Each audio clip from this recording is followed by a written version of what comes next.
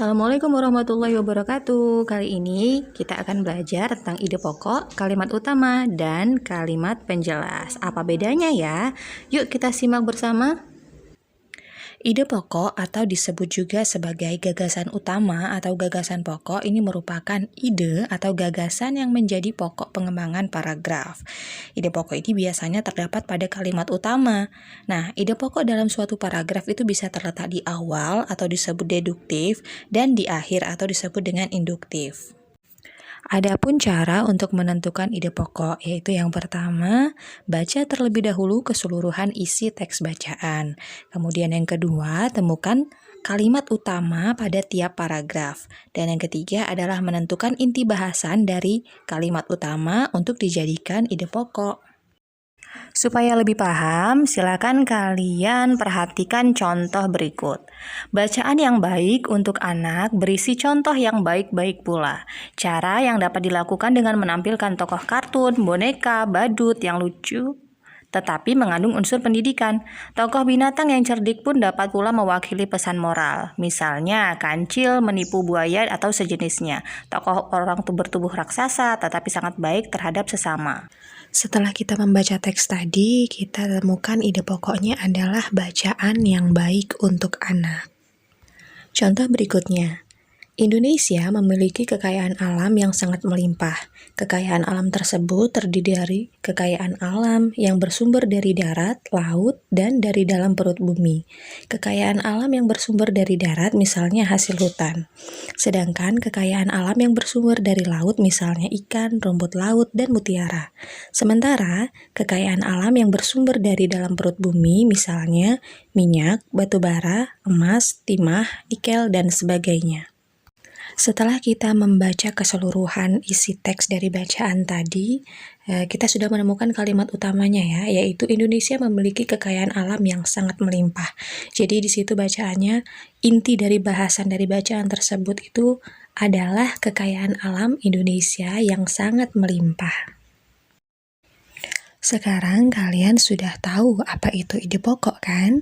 Lalu kemudian kita akan membahas tentang kalimat utama. Nah, kalimat utama ini adalah penjabaran dari gagasan utama yang sudah dikemas menjadi sebuah kalimat. Nah, untuk menentukan kalimat utama ini adalah yang pertama ada dengan mengetahui ide pokoknya terlebih dahulu. Karena pada dasarnya kalimat utama ini adalah kalimat yang mengandung ide pokok. Sebagai contoh, yuk simak bacaan berikut. Pengelola Taman Mini Indonesia Indah atau TMII memperkirakan sebanyak 400.000 pengunjung hadir menjelang tahun 2009. Perkiraan ini dirasa tidak berlebihan mengingat membludaknya pengunjung tahun lalu. Sebagai daya tarik pengunjung, pengelola menyiapkan berbagai acara hiburan dengan tema pesta rakyat, diantaranya pesta kembang api. Dari bacaan tadi, kita sudah menemukan ya inti bahasan dari bacaan yang sudah Ibu baca tadi. Ide pokoknya berarti atau gagasan pokoknya atau inti bahasannya itu adalah perkiraan jumlah pengunjung Taman Mini Indonesia Indah. Nah, sedangkan kalimat utamanya itu terdapat di baris pertama yang Ibu garis bawahi di situ. Pengelola Taman Mini Indonesia Indah atau TMI memperkirakan sebanyak 400.000 pengunjung hadir menjelang tahun baru 2009. Pembahasan kita yang selanjutnya yaitu kalimat pendukung atau disebut dengan kalimat penjelas ya. Ini adalah kalimat yang berfungsi sebagai pendukung dan penguat gagasan yang ada pada kalimat utama.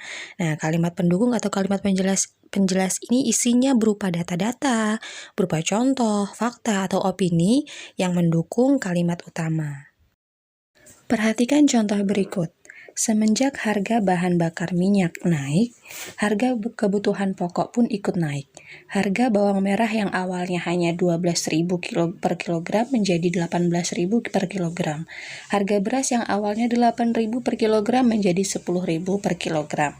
Harga telur yang awalnya 20.000 per kilogram menjadi 25.000 per kilogram. Begitu pula dengan harga minyak goreng yang naik tajam yaitu dari 13.000 per kilogram menjadi 120.000 per kilogram.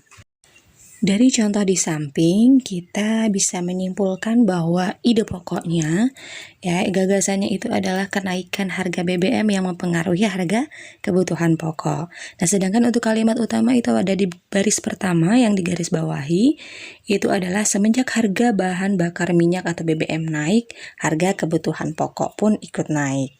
Nah, sedangkan untuk kalimat penjelasnya itu ada atau kalimat pendukungnya itu dimulai dari harga bawang merah sampai dengan selesai.